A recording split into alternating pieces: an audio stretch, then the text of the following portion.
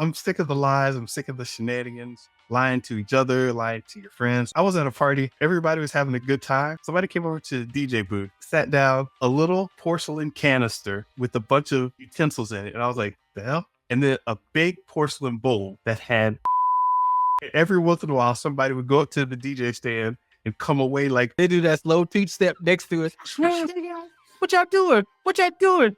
Hey, yeah. This is Show versus Business, where pop culture meets pop money. We host the real Theo Harvey and Mr. Benja. What is going on, Mr. Benja, this week? What's up, man? Are you tired of talking about Diddy? Too bad. We got some more Diddy for you because this story just keeps on bubbling. But don't worry, we're not going to spend too much time on that. We also got a Concord video game getting shut down. Sony is being silly again. Got a couple little stories. I'm not going to mention them all. Just listen for them. We also have AMC. We got to discuss movies a little bit because AMC is trying to remake themselves. People are wondering what the future of movies is. We talked about this a lot last year. We didn't get too much into it. So we got some new information, new perspectives on that. And also the Sinners trailer is out. So stuff keeps happening and we want to keep talking about it. So we got a little bit on the movie action. And sports, we get around to that. Angel Reese and Caitlin Clark, always a little melodrama going on there. And sports gambling. It's actually, there's a little interesting bit about sports gambling I can put in there that relates to this whole thing. But we got a good show, man. How was your week? Man, fabulous. I had to escape out of DC to be at home before the hurricane. Escape. So, yes, escape. Throwing bows in the terminal? I didn't want to get stuck north with a category 3 is in the Gulf of Mexico coming toward Tampa where I live. Yeah, I was slated. I was going to DC. I literally got my plane ticket like the week before. And I looked Monday night. I was supposed to leave out Tuesday. And there's a hurricane coming. But it was like a tropical storm. It's near the Caribbean. But they said it's going to hit like on Wednesday. I said, no, it can't be like that. So I just got on the plane, not thinking, come to find out it was coming. It's Tuesday morning. I'll be there like Thursday night. So I'm like, oh crap. And I'm supposed to fly in Thursday. So I said, maybe I should change my flight. So on the whim, I changed my flight to leave out Wednesday night. So I'm over here on the plane. Oh, we're about to fly into a hurricane, right? You just see this massive You see the video. You see this massive the big orange clouds. Yeah, the big orange and red. Oh crap, we're about to fly right into the heart of the storm. But so I found this flight. So I'm on the plane. Number one, I did get my flight. So I was able to get that flight. Luckily, because my other flight was canceled because they just said Thursday, no flights are coming into Tampa. They're pretty much going to shut down the airport. So I was like, okay, that's a relief. So I'm on the plane heading directly home around, I would say about 4 o'clock. So I'm like freaking out. So, oh man, we flying straight into this hurricane? What's going on? So have you ever looked at any of those like flight trackers? There's this one I played with. It was called Flight Finder, or they just have all these different trackers out there that you can determine what the flight path, your plane and other planes in the vicinity. Yeah, track. I'm on the Taylor Swift. Yeah. I'm freaking out. So, where we at? Because you're on the plane, you don't know who's near you, what's going on. So you pull that out, and it's so reassuring because you see thousands of planes out there. When you ever look at these apps, there's like thousands of planes everywhere. And then you see how there's a plane like in front of you, like probably about 5 miles ahead of you, a plane like 5 miles behind you, a plane like 30,000 feet above you. So it's like, oh, okay. And they're all following the same flight trail. So you can see, okay, usually we'll just go fly down the coast from DC all the way straight into Florida and make a right turn from Orlando into Tampa. They actually had us navigate into the Gulf of Mexico. I'm like, isn't that where the hurricane is? But guess what? Everybody was flying that way, coming from north. So I'm seeing the flight right before us. They're like, you follow that path. We're following that path. Someone's following that path. Yeah. So they're just like little ants going down this little trail of food, right to the landing spot. And then so when I got closer to, once we came out of clouds, I looked around. I was like, oh, there's not a cloud in the sky. So I guess the weather patterns, they saw everything. And they said, this is the best flight path for everyone to go down where it would be less turbulence and all that. So yeah, man, shout out to these flight trackers now. It just gives you assurance that you're just not in the air by yourself, right? Yeah. It's just thousands of planes out there that are following similar patterns and they're keeping everything above board. So yeah, that was reassuring, man. So yeah, that was my adventure trying to make it home before the hurricane. Good job. Good job. You ever use Waze, the Google app, For for just driving? cars? Yeah, driving. Yes, I have used that one. Yes. So one thing that's funny is LA traffic is problematic. Anytime something happens, like a parade, somebody's coming, there's an accident or something shut down, you open the app and you see all these happy smiley faces. That's how they have the little cars, smiley faces with wheels driving down the highway. And these are the other Waze users. You reminded me of this. I love how when something happens, you see all these smiling faces. Nope, not going that way. Just peeling off into side roads because Waze hasn't figured out the best way to get somewhere yet. So it's still trying to figure it out. You just see all these cars going back and forth in random directions. Everybody's lost. And you're like, all right, this purple smiley face with the sunglasses. I'm following that guy. He seems to know what's going on. It's just like, I love it, man. Yeah, just some assurance when you don't know where you're going. There's other people in the vicinity, whether it's planes or cars, and you just feel more at ease. And so that was my adventure. And then I did want to, this is Theo's movie corner, right? I know we'll talk more about movies, but I had the chance to see 2 movies this recently. Did you hear about the new Transformers 1 movie? yes. I heard good things about it. It was very good. I saw it with my son last weekend. It was after our pod. I think it was on a Sunday or late Saturday. Mhm. And I said, let me just go check it out. Better than I thought it was, man. It gave me reminiscent of the 80s cartoon, the Transformers, the movie. Yeah. You got the touch, dun, dun, dun, Rodimus Prime, arise. Just remember that? Oh, we used to talk about that many a night in college, remember? I just did get goosebumps, man. Just like something about that, man. Then we always make fun of the Starscream. He said when he says, "Who's that? Take a hint." Galvatron turns into a big cannon and blows them apart. We belong to him. Oh man. And then Soundwave, we've got the robot voice, man, amazing. So they had all those callbacks in Transformers 1. So that's why it was really good from a nostalgia play, but also very good movie. The premise is they're starting with Optimus Prime and Megatron before they're Optimus Prime and Megatron. They're just regular bots in a mining facility, and they're friends.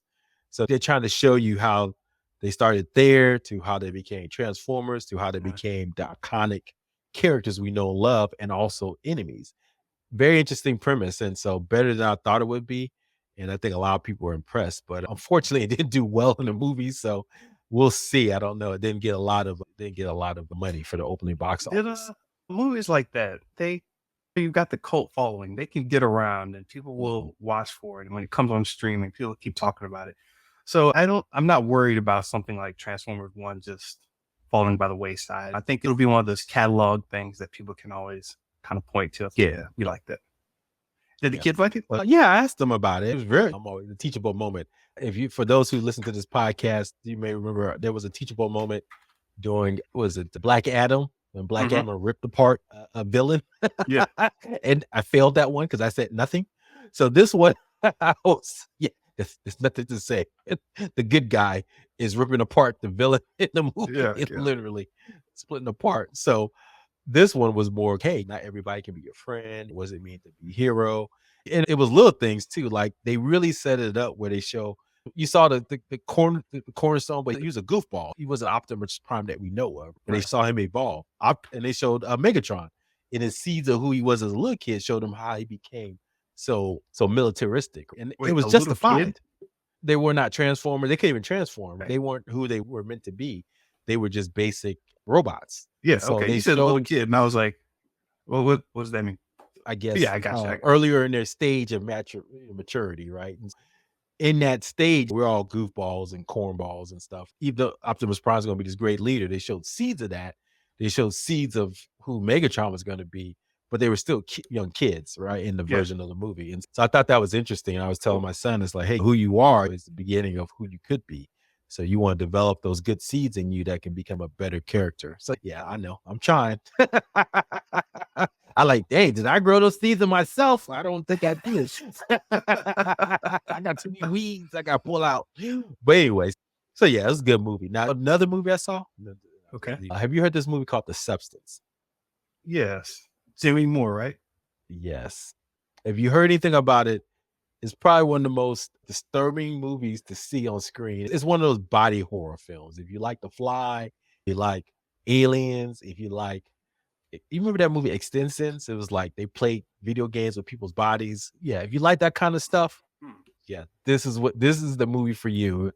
The premise is it's a older celebrity. She was been in the public eye, but she's getting older, so now she's got to be replaced with a newer, younger version of herself, and she doesn't want to do that. So there's rumors of a new drug that's supposed to make you a better version of yourself. And that's all I'm going to say about that. Just to say that the last 30 minutes is the most craziest thing I ever seen on screen in a minute. when the part happened, literally, I got up on my seat. I thought it was over. But they had another 20 minutes of just gonzo body horror, crazy stuff that you Interesting. Just like, yeah. Okay. That's reminding me of Splice in a bit. Splice, that's the other one, yes. Yeah, okay. But Splice was I'm trying to think, it's almost up there with The Fly, but just to 10th degree. It is up there with The Fly, but it's almost like longer. The Fly really was at the end. We became sure. Yeah. If you've seen The Fly, you know what I'm talking about at the end. Yeah. But imagine that was like going for another 30 minutes when he's hanging around being like The Fly, looking crazy like that. 30 minutes. That's pretty much what you're getting. So not to spoil anything, but yeah, it's just one of those. But it's very interesting premise of what it means to age in Hollywood, what it means to be a woman, what it means to be perceived by your looks, and also the younger version of yourself and the fight that you have with who you used to be and who you are now and how you reconcile that. So yeah, very interesting movie. Yeah. Would I recommend it? Yeah, I would recommend that one and Transformers 1, but obviously for very different reasons. Yeah. So that was my story, man, for the movies. All right. You know what? I didn't get my movie entertainment in this week, but I got some gaming entertainment in. And I need to keep on playing games every so often. I think that I've been reading up on dopamine, and I read Dopamine Nation, and listening to a lot of audiobooks and trying to get more information on serotonin and all that stuff.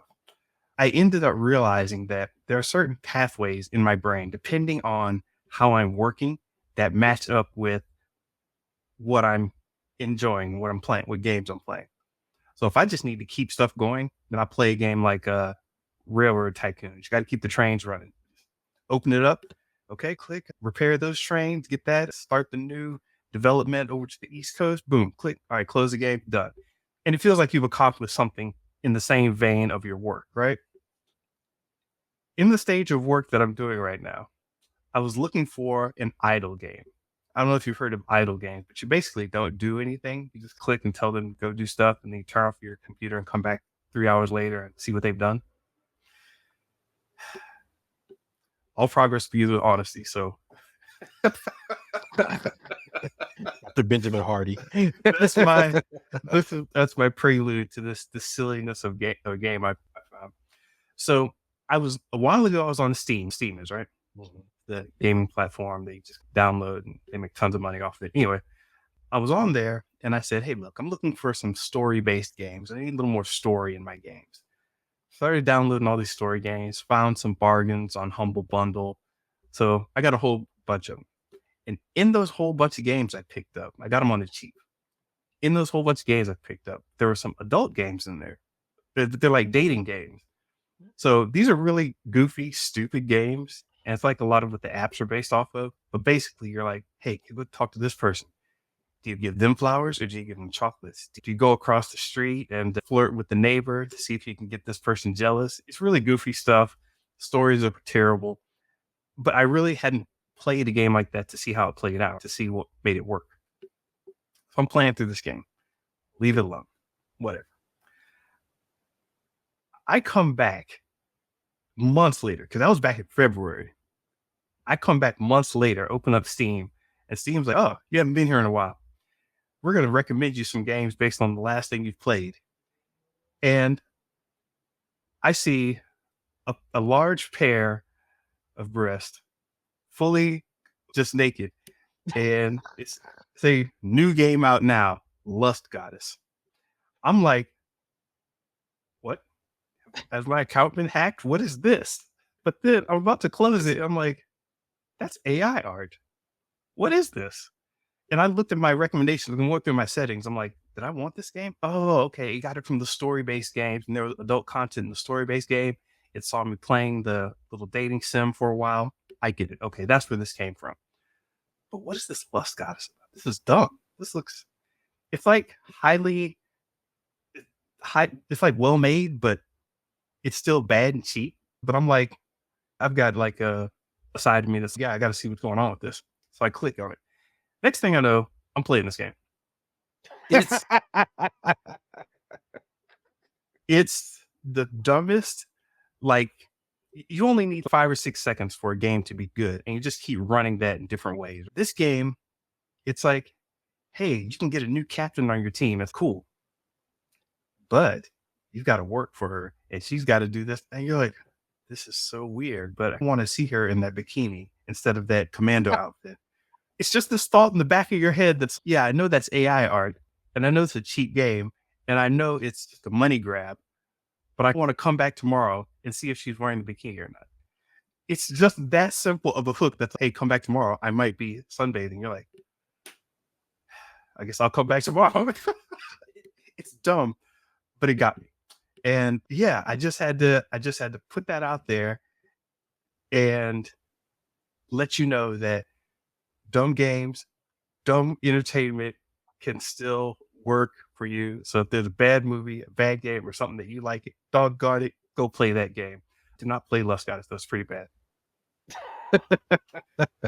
Yeah, I don't think I'm going to do that. But look, man, nothing wrong with gaming. I think I told you I've been heavily involved in chess lately. And so I try to do at least 3 puzzles a day to keep my mental faculties going. Yeah. So, and I try to do a 10-minute game at night too, just to get against a computer right now. I may eventually play against human players.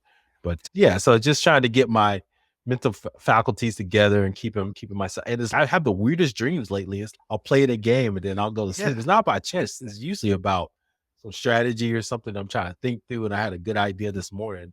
And the first thing you do when you get an idea after drinks, for me, what I do is I poo-poo it, but let me just write it down. You never know. Mm-hmm. Yeah, I wrote it down and see what happens. But yeah, something starts to unlock when you play some of that. The ultimate strategy game, man, to me is because, like, literally, I was playing the game last night. I was literally about to lose. I always try to get my pawns. I don't know why I do this. I always like to get my pawns to the last row and become a queen. And then he got me. I forgot about the rook on the corner. So he got me. And then now I'm over like, oh, crap. So he started coming down the file to get my other queen. The other queen was stuck at the first row. And but luckily, he was so scared. The way the whoever played the algorithm, the way they played was scared. Yeah. So all I had to do was scare his queen with a pawn, and he backed off. I was like, yes. So then I started attacking. Yeah. So anyway, so it's just something about it just gets me starting to. I've been playing pretty consistent for about a month or 2 now. So all right. I don't know. Whenever you get back on it, let me know. Just send me your chess.com link, and we'll go at it, man. Yeah, it's a different way of thinking, and it pushes. I don't need to do that right now. Right now, I just need to click and see some lady in a bikini and a shotgun show up on screen. That's what I'm doing right now.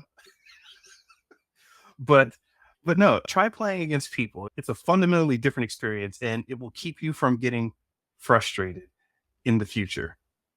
Because in the future, when you play and you've only played the computer, you'll get really frustrated. Like, why isn't this working? Why didn't it? And you're just like, oh, it's just a guy. It's just some other person playing. And it changes your whole way of thinking about chess, you know? Okay. Yeah, I'll start playing with more people. I just wanted to remember my skills and basic forms and stuff. So I'll start playing with more people lately. I'll let you know how that goes. But nah, man, yeah, gameplay is important to keep the dopamine up. Yeah, definitely. And we got a random one. You heard about this game Concord from Sony? No. So big games come out every so often and everybody talks about them. Cyberpunk, where there's going to be space marines or whatever. And you've basically got this big gulf of huge AAA, $100 million games, $200 million games, whatever. And then you got this huge chasm, and then it's all these casual, quick, let me fart this game out in 6 months and put some AI art and some boobs up in there. And guys like me will end up playing it for some stupid reason. But anyway, you've got this huge gulf of games. Sony comes out with this game, Concord, and it's a multiplayer online game. And basically, it's following the lines of like Apex Legends and stuff like that, where you get online and you're team-based playing with other people. That's the point. This game got so little interaction in its first 2 weeks that it was shut down. And word is, it's not coming back. So this isn't like a movie where it can come out and bomb and then you still use the IP or you still send it out to streaming or it may turn into a book, comic, or whatever. No. After 2 weeks of operation, the live service game that Sony put out, they're saying it only cost $100 million, but people are guessing that Sony spent at least $400 million on it on the high end. I'm going to say somewhere around $200 million. But it only netted around $5 million on launch. And now they're forced to shut the game down after 2 weeks. That's terrible. That's bad business, man. This is show versus business. And that's, you probably know budgets better than me. $200 million easily on a game? Why is it justified? What are you talking about? Like what? $100,000 for each, developer? Not even developer, but I guess what's that? 10, 20, 100 people get paid at six figures at least. Yeah. So is that that's what's going into it? That obviously the server costs, yeah, all that stuff. So it could easily grow pretty quickly, huh? For a game. Yeah, and also you got to consider that unlike movies, it's not like you have a team that comes in and films for 40 days or 60 days or a month. They're there for 5 years or. Okay, good. But yeah, so this is, advertise over 5 years, 40 million at least over 5 years that you're spending this money to build this out. Yeah. Yeah, because when I was on Red Dead, we put in a character, we did some work, and then I'd go home for the weekend and I'd come back and, hey, remember that character you made? And he jumps on the horse and does this and that. Hey, yeah, I remember that. Some of the artists added a new waterfall. And whenever your horse goes by the waterfall, it freaks out and all this crazy stuff happens. So you're going to have to fix that. It's just a constant, someone develops something, then I need to update to match that. And what I do, somebody else has to match what I've just done. And it's a continuous process. New audio comes in. We're like, all right, new audio came in. Now all this doesn't make sense anymore. Change it over. It's a phenomenally complex process and everybody needs to be there for most of the time. That is it. So yeah, you're playing a hard game when you're trying to come out with something that requires lots of people to be involved at the same time. It's a multiplayer kind of thing. So if across the globe, I can't get together 16, 32, however many people we need to play this team-based game at any given time. If across the globe, I can't get that many people to play against each other, then your games automatically fail. Because they say 25,000 to 50,000 people bought the game. Think about that. Spread that out across the globe and then spread that out across, you need 16 people, let's say, to play against each other at any given time. You need to have, of your 20,000 people who bought the game, a certain number of people need to be there and ready to play at 4 o'clock in the morning with you. Otherwise, it's stupid. No, anybody playing this, and then they just turn it off. So basically, yeah, a couple of thousand folks that at least have groups of 16 that can work together to make this happen. Wow. Yeah, economics. And then also I was thinking about long term where there's maintenance costs, right? So if you have a game out there and you're only making 5 million and you still gotta, if you're obviously doing bug fixes, updates, new monetization strategies, you're paying people X amount of dollars a year to do that. If you're only making $5 million at launch or less, then yeah, it just doesn't make sense to kind of continue that endeavor. But that's a lot of sunk cost, man. Jeez, 200 million goes down the drain, man. I guess it's, yeah, I don't know. But we'll talk about, this is video game economics, guys. So James, put that in. This might be interesting to some people, but I think maybe we can do a podcast to go into more deep dive into that. I would love to understand the business aspects of video games. It's very similar to probably like the VC model, I would assume, where they invest in like 20 companies, 10 of them go belly up. So they're going to lose their money. Maybe 3 or 4, about 5 do barely enough, break even. 2 more do another maybe 2x your money. 1 makes 10x or 100x the money. And so Right. that 1 pays for all the other stuff on the losses. Exactly. Rockstar Games and Take-Two, they have Grand Theft Auto. Blizzard has World of Warcraft. They can always kind of rely on these certain tentpole games to get their recurring money coming in. So you know what? No matter what we do, as long as we keep the servers up and don't piss anybody off, we'll have a money stream coming in. We've got cash flow on these couple properties. Then it's just a gamble on how much do we screw around in other areas. Makes sense, man. And yeah, a game can go away in a second if people just decide, hey, this is the new hotness. Because Fortnite took the thunder away from PUBG. PUBG, everybody was like, oh, we're going to play PUBG Battlegrounds and it's going to be great, blah, blah, blah. And now you don't hear about it. It's because Fortnite sucked all the air out of the room like overnight. People were just like, yeah, I have no allegiance to this game. I'm going to go to something else. You mind if I talk about someone else who has no allegiance to a company? Man, Sam Altman, the CEO of OpenAI. Sam Altman, the CEO of OpenAI, is basically getting that guap, man. He getting money because OpenAI is trying to remove their nonprofit control over OpenAI. We've been following OpenAI for several years now, and obviously the behemoth that was nothing was a nonprofit, and we're just doing it for the public good, protecting humanity against the ills of AI. But then they released ChatGPT, 100 million users in the first 30 days, a couple months, back in November 2022.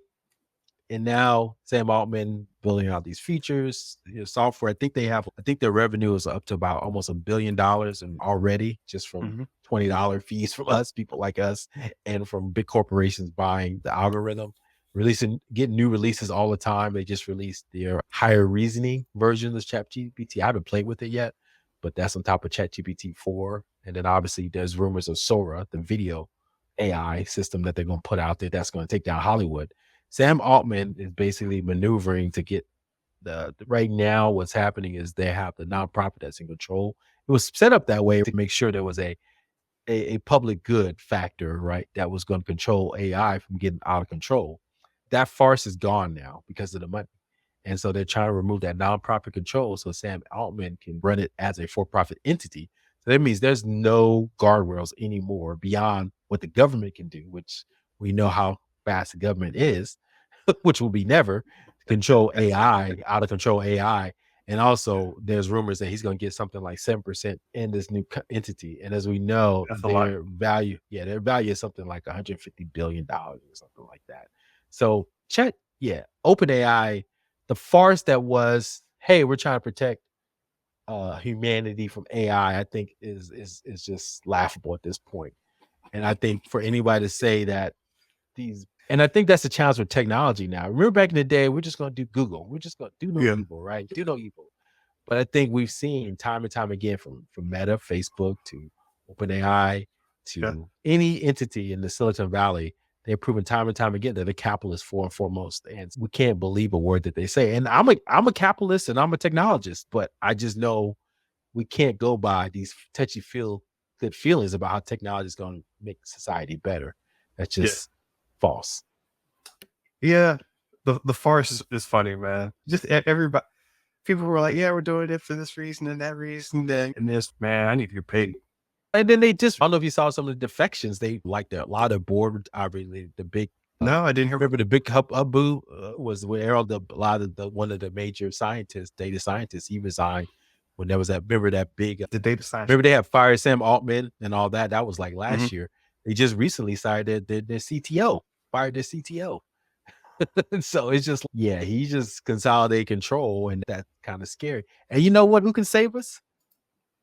Microsoft? You're not gonna they done gave up that goes a long time ago. I think Mark Zuckerberg, man. Zuck.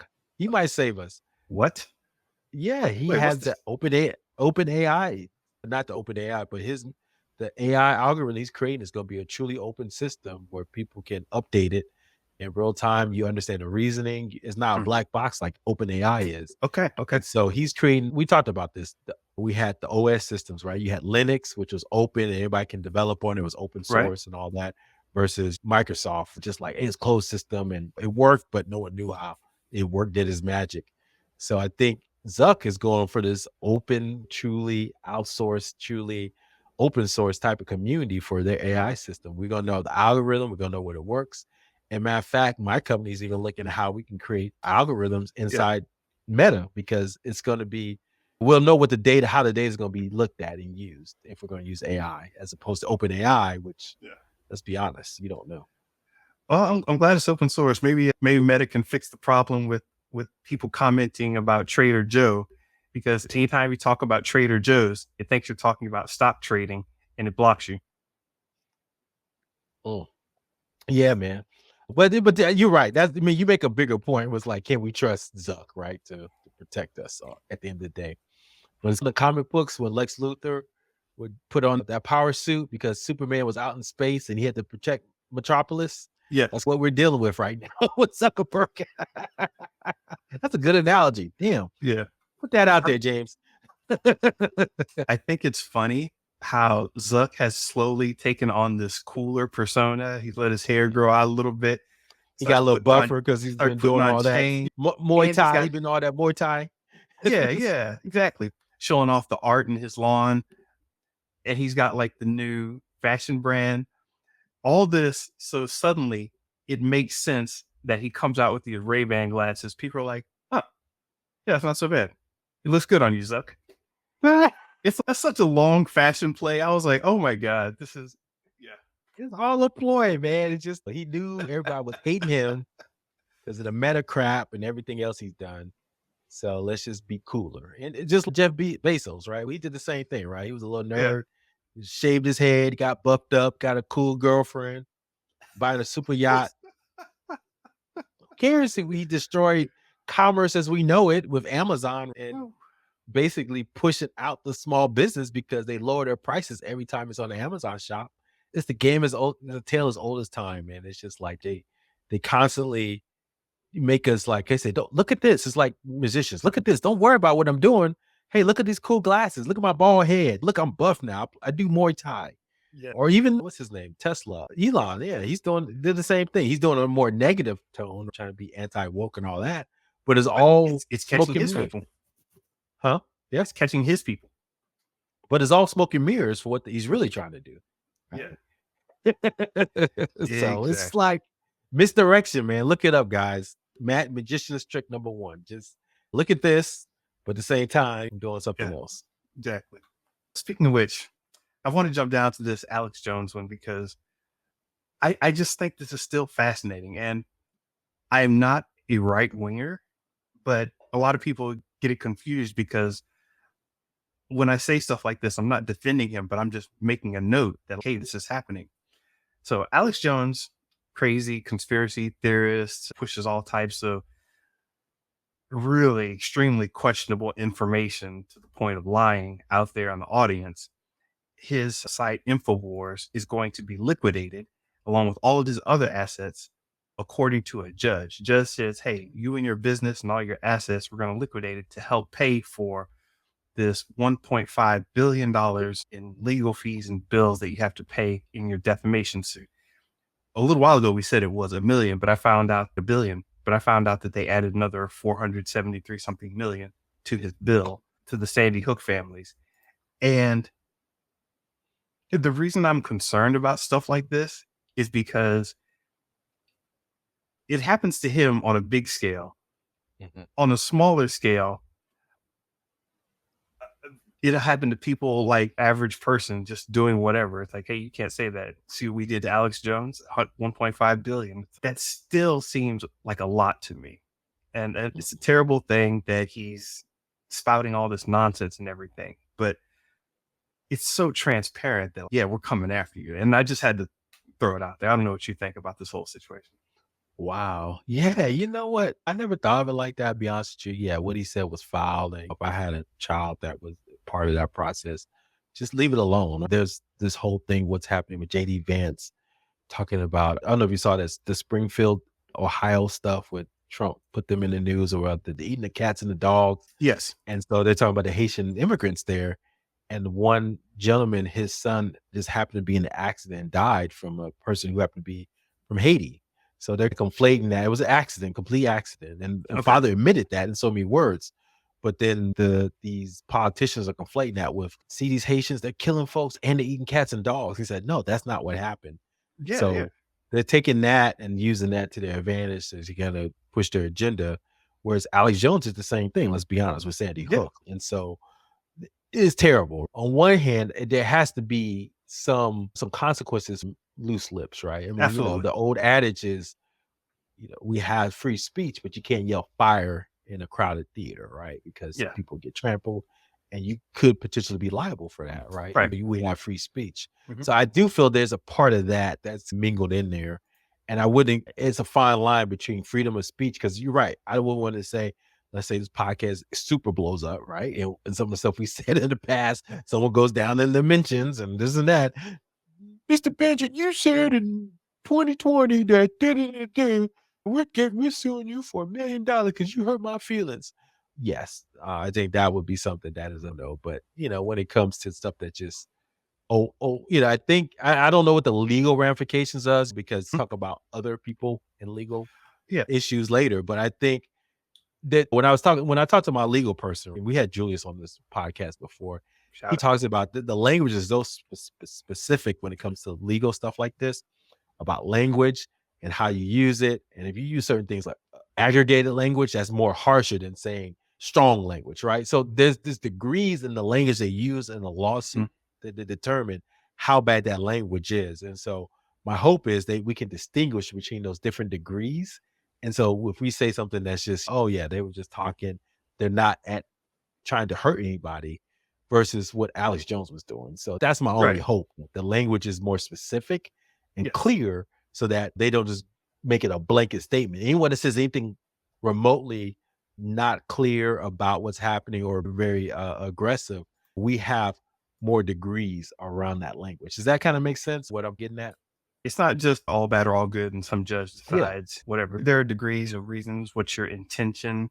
Yes. If you're talking about defamation, you're actually trying to defame somebody for a purpose, and which is different from somebody putting a camera in your face and you're just like, I don't know, you look stupid to me. There's a bunch of varying levels of stupidity. And no, I don't think Trump is in the right with what he's doing. I don't think Alex Jones is in the right with what he's done. I've had many problems with both of them before, and there's a whole slew of them. Glenn Beck, Hannity, I used to go in on all of their problems.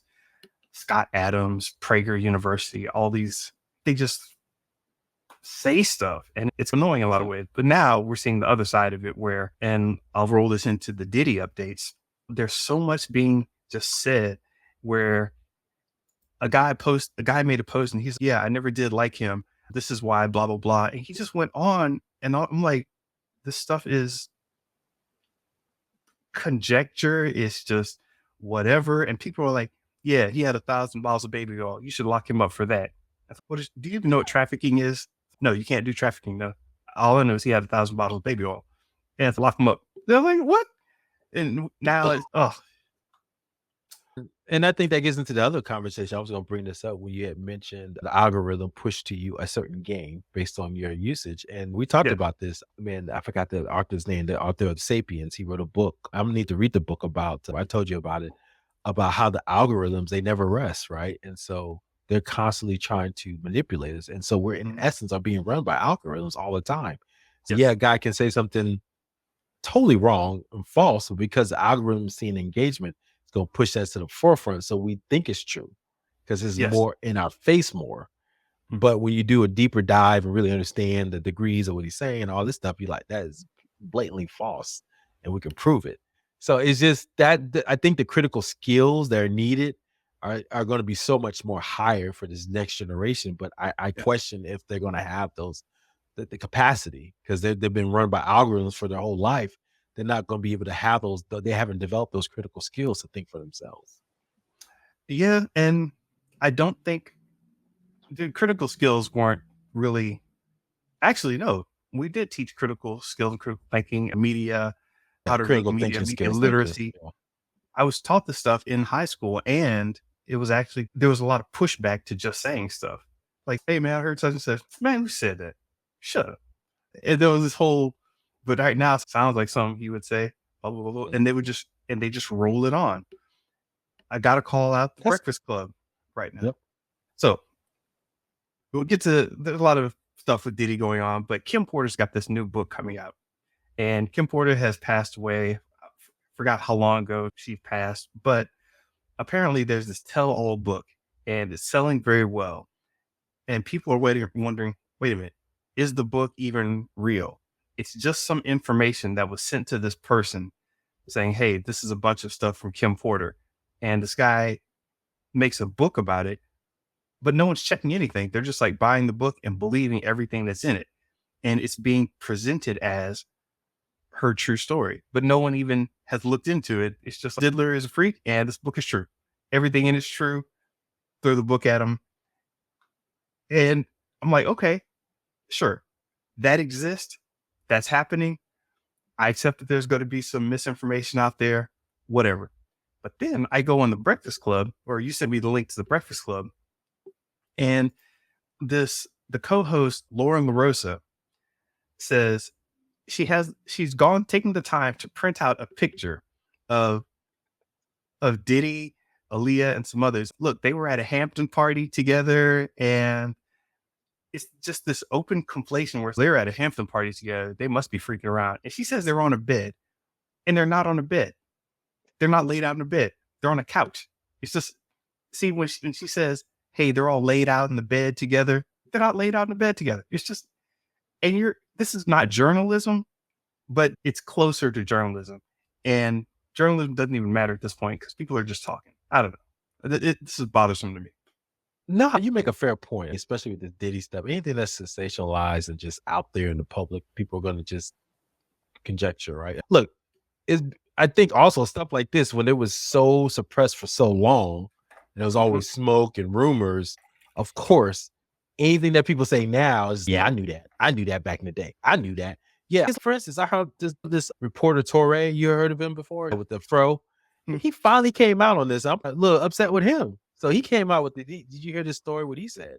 No. He said years ago, he got one of his family members and he didn't say who it was or whatever, but it was by context clues, it was a female. Got them an intern with Diddy because he knew Diddy. He said, hey, okay, Diddy, I got a family member that wants to work for you. Come to find out, he said this family member told him that Diddy told them that if she didn't sleep with him, basically, the internship was over. Yeah. And then then Torre said she didn't tell him till like years later. But then now all of a sudden he's telling the story. So it's like, when did she tell you this? And how come you didn't say anything? You kept it quiet this whole time? And Diddy, he knew Diddy well enough to call him up and ask him to get a family member internship. So wait a minute. So now you're trying to, you suppressed all this because you didn't want to give up your access to Diddy. Let's be real. Yeah. And that's the thing that is pissing people off a little bit because they all knew. Just like the Weinstein thing, just like the Jeffrey Epstein. So there's this cabal that we all feel.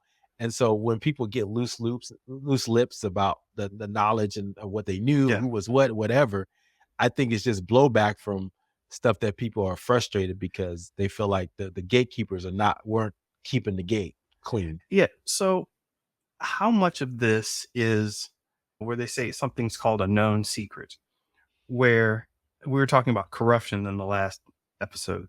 Check it out if you missed that. How do you start on something when it's, everybody does it? Why would you call this one out? And there's a whole category of corn called the casting couch. There's a whole category of it. It's that normalized that it's a thing. In parody, artists make paintings and dioramas about it. They're like, this is how it exists. But it's just really weird to me that it's so much of an open secret, but nevertheless, it still carries on. Yeah, man. And this is a good conversation, and maybe we'll have a deeper conversation about this. But look, all the chickens are coming home to roost, right? I think that's the one thing all these known secrets that we knew were out there, they're becoming more exposed, or like we talked about last time, maybe the powers that be are letting certain people get exposed more Yeah. because they didn't do certain things. So Yeah. now they're like, Diddy gotta go because Diddy he on the list no more. So I think those are some of the things that we're starting to see more and more of as this is getting more exposed. But I agree, it should be more responsible. Yeah. But I think it's just an outgrowth of people frustration and why Yeah. it's not as responsible. And let me tell you, people need to stop playing the naive role. When someone says, hey, you want to come over to party, ask them what they mean. Get a yes or no. We were talking about this before. Find out what that yes means. What are they saying yes to? What are they saying no to? And be about that business. Because I just got reminded, I was at a party and a cosplay friend of mine, I have several, so don't try to pick anybody out. There was a friend of mine who does cosplay and would show up at the clubs and cosplay, and people would be like, oh my gosh, it's you. I was like, yeah. Anyway, she was doing all this cosplaying and whatnot. And suddenly we're talking around a bunch of friends, and I'm like, hey, we're the cosplay friend we were talking about. Oh, she's going to be going to Dubai. She's getting ready, and they're flying her out to Dubai. And I'm like, she's not that good of a cosplayer. And people were like, you should be the best cosplayer that ever cosplayed. I'm like, I don't think so. Like, what are you talking about? Flying her out to Dubai to do cosplays? Yeah, for a special event. Da, da, da. I'm like, who? And that some friends and that. It all started sounding shady. And what I got from the group was like, yes, we don't mind getting, I'm going to say it, we don't mind getting pimped out to some guys in Dubai as long as you don't call it that. And I'm sitting here, are you serious? You think you're just going to go some random cosplayer who's not even popping on Twitter or anything like that, and you're just going to go to Dubai and none of this sounds suspicious to you, and the whole scene of it and plausible deniability? No, we're all good cosplayers here. And I'm like, for ignorance, it's critical thinking skills have to be embedded into children. And I've been telling people this a lot of times, being a parent and having a young daughter, young son, and just training them on those critical thinking skills is so much harder now. A little is more physical. Pick them up, change a diaper, do this, drive them to school, whatever. But now it's like that mental game is like, how are you thinking of the decisions you're making? Because you put your hand on the stove, you burnt yourself, or you got to think it through. But then guess what? The way you're thinking through that now is going to, when someone's asking you to go to Dubai, right? Or someone's asking you to come to this party, this Diddy party. I want those critical thinking skills to start clicking in, like click. Oh, no, that don't make no sense. man, so many stories, dog. And I'm just saying, I'm sick of the lies. I'm sick of the shenanigans, lying to each other, lying to your friends, lying to yourselves. We got the title of this episode, Sick of the Lies, man. Yeah, man. Hey, I was at a party and I had never seen this before, where everybody was having a good time, and somebody came over to the DJ booth. Somebody important. Somebody came over to the DJ booth, sat down, a little porcelain canister with a bunch of utensils in it, and I was like, the hell? And then a big porcelain bowl that had cocaine in it. It had blow in it. I'm just like, dude, it looked like a bowl of sugar. And I was like, are you kidding me? Every once in a while, somebody would go up to the DJ stand and come away like, woo! And I'm like, they do that slow two step next to it. What y'all doing? What y'all doing? Hey, yeah. Yeah, I just remember that time we hung out in San Francisco, man, and this young lady, she just had a good time, man, and I don't know what she was doing, but next thing I know, she was dancing hard and got exhausted. So that's all I'm gonna say about that. But it was just, yeah, man. Look, I get it, man. Look, and it is what it is, but I just think the critical thinking skills have to go into effect when people, and unfortunately, and that's, we want to go back to Diddy a little bit. I hate to bring him up again, but that was part of the coercion aspect, right? The 2C and putting all those different chemicals in it, making these parties so acceptable to be a part of, that you're part of the in crowd, that you got invited, but also now you get champagne and you get cocaine and you get this other stuff. Then now you're loosening your inhibitions, and then now you're looking at more And the next thing you're the party favor, right? You're not the you're the one that they're looking to put on the table. So I think that's something a lot of the folks are starting to come to realize. And it's a tale as old as time. Weinstein, what's the other guy? Epstein, Diddy. We already got, let's be honest, Cosby, right? Fame, money, it's the same story over. And so it's like, when are people going to realize that? But then to your point, some make the calculus, it's okay. And then I want them to be real with that. If that's okay, then say that. Don't be like me too, and believe all women. But there's some women who be like that. I understand what I'm getting into, and this is what it is. And I know that's controversial, might get me canceled, but there are some women who do that. They have calculus in their head. There's a risk here that this will happen. Yes. And I know that. So if it does, fine. Just be honest with that. And let's be honest, women are way more understanding of all this stuff now, thanks to all these murder podcasts, these murder TV shows. Every show you watch on Netflix is like My Crazy Roommate, that guy down the street trying to kill me. They know. So it's not like they don't know this stuff exists. Man, you're talking about it. It's these podcasts, man. You got dudes talking out of their ass over here, and you got chicks over here talking yay. It's just, there's a weird sets of conversations in both of these podcast groups. And I'm just like, listen, just stick to the show, stick to the business. You'll be all right. But there was something else on that. Oh yeah. There was a politician that had a sex party, but no one cares. Oh, yeah. Diddy, we want to do the Diddy update. Him and Sam Bankman-Fried. Roomies. They're roomies in Dormitile style. I would love to see that sitcom. Diddy and Sam, they're roommates. They stole money and now they're hanging together in Rikers together. Yeah. So that sitcom. Yeah, and 50 Cent, I don't know what beef he has with Diddy. I know they've never really been close like that, but 50 has really decided to go in on Diddy with this documentary. And everybody knows when 50 decides to go in on you, it's just like, buckle up, because it's about to be some blows, some lead getting slung. It's going to be some problems. Well, there's some rumors. I don't know how true it is, why he is against Diddy, but something along the lines that he got set up by Diddy with somebody that was on his staff. And that was a no. But like I said, that's conjecture. I don't know for sure, but there's something there, right? Around. He's so adamant. I just hope 50 doesn't have any skeletons in his closet, right? That's all. 50 was shot 9 times. And I'm just saying. What is there a thing? If I got shot 9 times, I think I'm invincible. I can do whatever I want. I can't die. It may be his case. But no, I'm saying that he's no stranger to violent and dangerous lifestyle. And he's got a gangster mentality. People like to lump all rap that has curse words into gangster rap. If you have an album called Get Rich or Die Trying that has a bullet hole in the front of the album cover, you are qualified as gangster rap. People acting like 50's all nice and clean. Hey, just saying, maybe his coercion wasn't sexual. Maybe there was somebody with a gun that sat next to you in your Uber and you're like, wait, hold up. I don't know. I'm just saying, he got shot 9 times and there's a lot of dirt going on in the industry. I think by saying this, I'll never be in the music industry proper. Well, you don't want to be. It's dead anyway. Mr. Benja, can we end this on a positive note at least?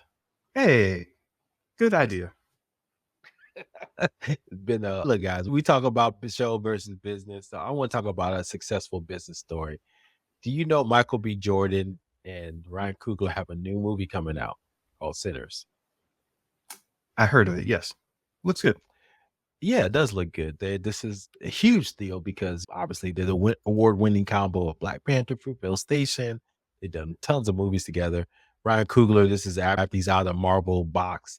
This is some original IP that he created, that he wrote for, he's directing, and he's super excited by getting this out. So it's a massive bidding offer for get this movie, as it should be. Don't you know, this is a unique business deal. You know what he's asking? Not just for, I think Warner Brothers bought the movie for $90 million. But you know what else Ryan Coogler wanted? What's that? He wanted the copyright will revert to Coogler and his media company after 25 years. So they said the fact is that in the late 2040s, Coogler and all his heirs will officially own the movie.